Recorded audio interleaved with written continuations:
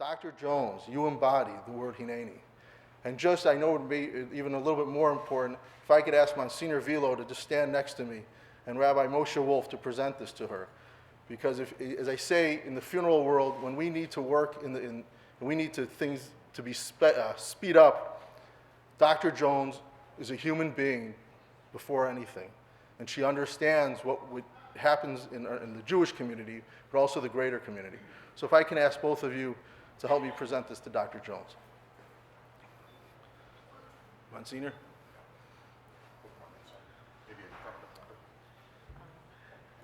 The priest, the rabbi, and the doctor together.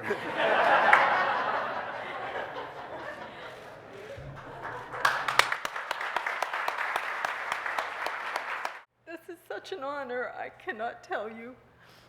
You're giving me something beautiful for just doing my job.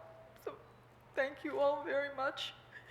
And I apologize for this, but this means so much to me. Thank you.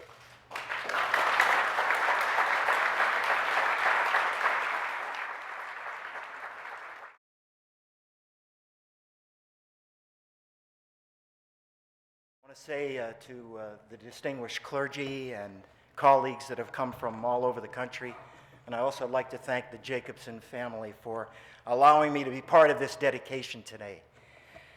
David, this chapel is absolutely beautiful. It's warm, it's light, and it's really obviously a statement that you've made to the community of Chicago, and that a commitment that you've made here today.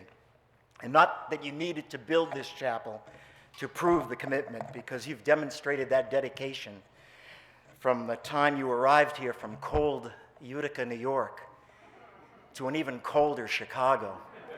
You must love this winter thing going on. You know, it's been said that it's not so important what you accomplish in life that matters. It's basically what you overcome that proves who you really are. There's more to funeral service than spreadsheets and monthly sales quotas and caskets and vaults. To understand what it takes to be successful in funeral service is the emphasis on the very word service, giving to families more than is expected, to compassionate care to bereaved families, making yourself always available to them no matter what time it is. That's the core essence of what being a funeral director really is. So you embarked on a journey that many said was totally impossible, but you proved them wrong. How you competed against the established names in this community that have been around for 100 years is really, truly remarkable and says a tremendous amount about you. So you found the opportunity in Buffalo Grove, and there in such a short period of time, you established a standard of what funeral service should be. Now, this building, this chapel, no matter how beautiful it is, it's only bricks and mortar. There are other beautiful buildings around the country, but the facilities lack a soul and a purpose. The beauty is a facade. What really defines your company is the example of its leader, how you have instilled compassion to a dedicated staff and a mission to what funeral service should be, as your advertising so eloquently relays to the public. 11 years ago this week, you and I met in New York with a small group of Jewish funeral directors like ourselves, independent, family-owned businesses, at the first meeting of Kavod, the National Independent Jewish Funeral Directors of America. We gathered because we were concerned that the mainstream Jewish Funeral Directors Association was basically being controlled by the chains. And from that meeting, a small group turned into an organization under your leadership as its first president that gave us vision and guidance that today represents Jewish family-owned businesses from around the country and Canada. But you know, our connection is a very personal one. Though I'm a generation older, and getting older, please, I have learned a great deal from you, and that I'm grateful. The spirit of your brother Michael, Oliver Shalom, is here. Michael was a go-to guy when I had families that were in trouble in Florida. He was always there when I needed him, and he was giving strength to many of those families in very difficult times. And my dad, who was a retired funeral director for 60 years, he would winter in Delray Beach.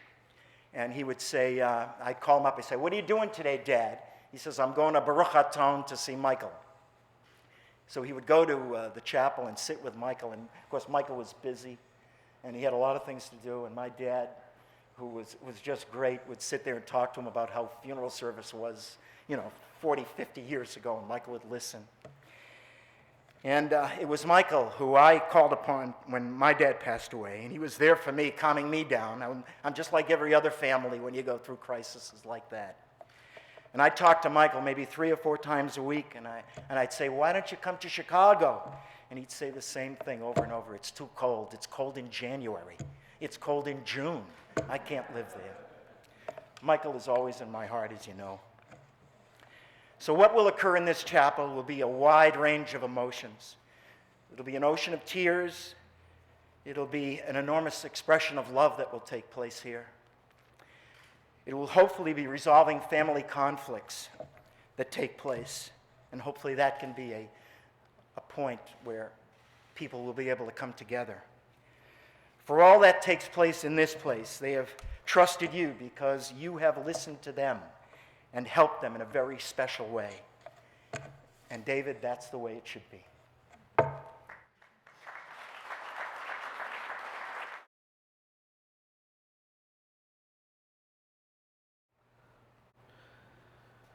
Before we do the ribbon cutting, I just want to recognize my family that is here.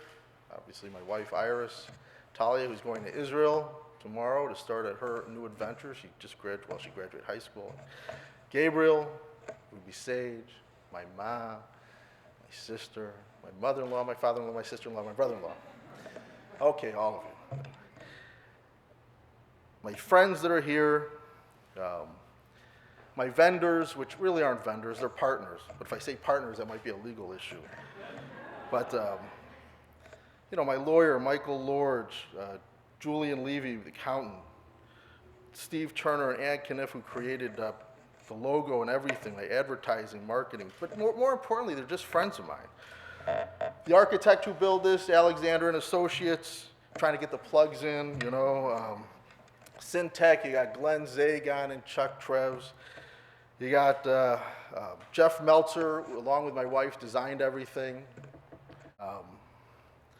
And really just everyone who I work with. And before I continue, I just need to humbly and sincerely thank my staff and Chicago Jewish Funerals. If it weren't for you, wherever you are, I mean, we've been together longer than we haven't been together. We probably spend more time together than we do in our family lives, and you're just wonderful people.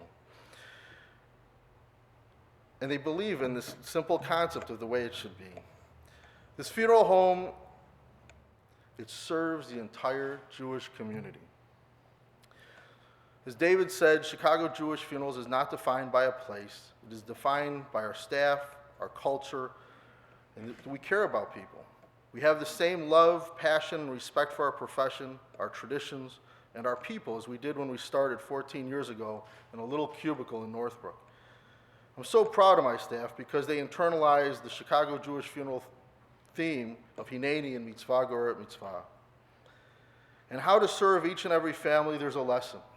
And it's a lesson that I try to teach the students when they come in. I have a little prop here, and it's just a candle. We take them into the preparation room, because the candle's always lit where there's a deceased. They put their hand next to it. If you put your hand too close to a flame, it's going to burn. And that's not good, because you're going to burn out. You got to be able to help people.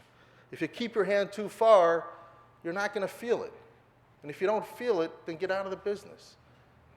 But it has to be appropriate. You have to be able to know how to help people, help yourself, and to keep it going so you can help the next family. And I think that when you feel the heat of the soul, you understand what we do. We're here. It's Hineni.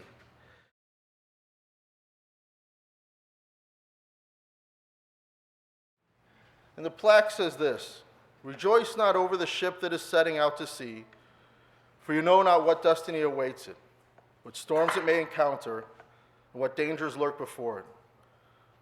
Rejoice rather over the ship that has reached port safely and brought back all of its passengers home in peace. This place of comfort and compassion is dedicated to my family, my friends, my teachers, the professionals with whom I work, and those whose families we are privileged to serve. It is dedicated in appreciation to my mentors, Leon Wolin, Dr. Donald H. Greenberg, and Seymour Abrams. And I just want to pause here and say that Leon Wolin I've known since I moved here. But Leon has just always been there for me. He's been like a surrogate dad, and he was just always a Hineni man. And Leon, I can't thank you enough, and your name is here for eternity. To my father-in-law, Donald H. Greenberg, one of the kindest, most gentlest, most successful men I've ever met.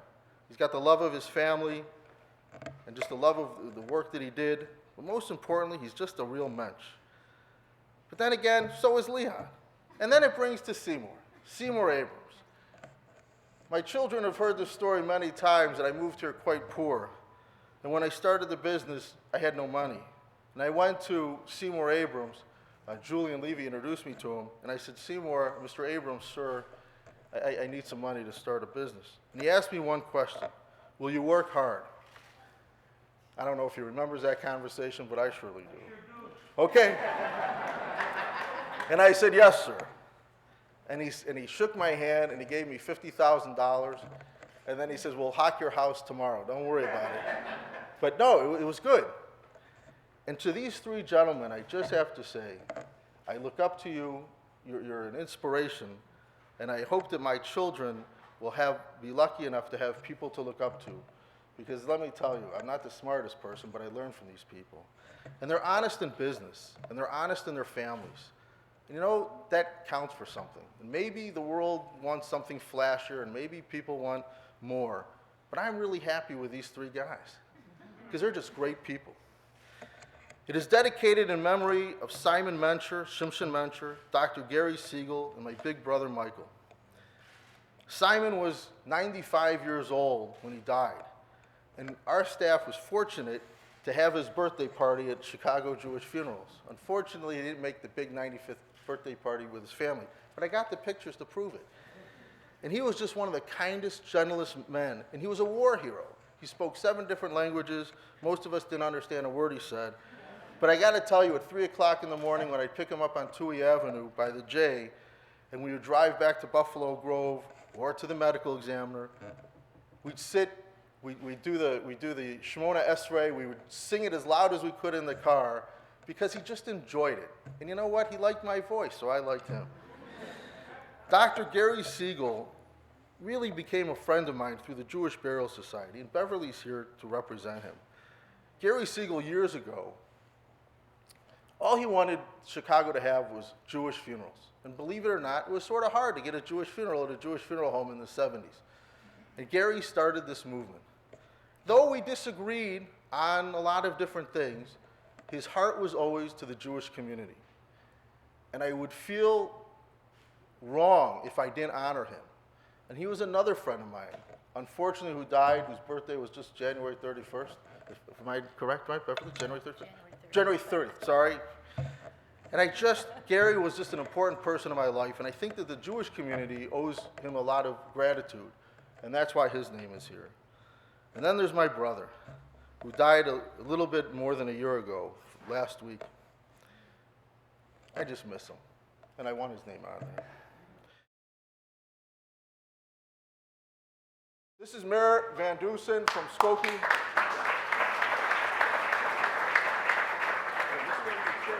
And then we're going to do the ribbon here, kind of, sort of. Do it. It's on 3. 1, 2.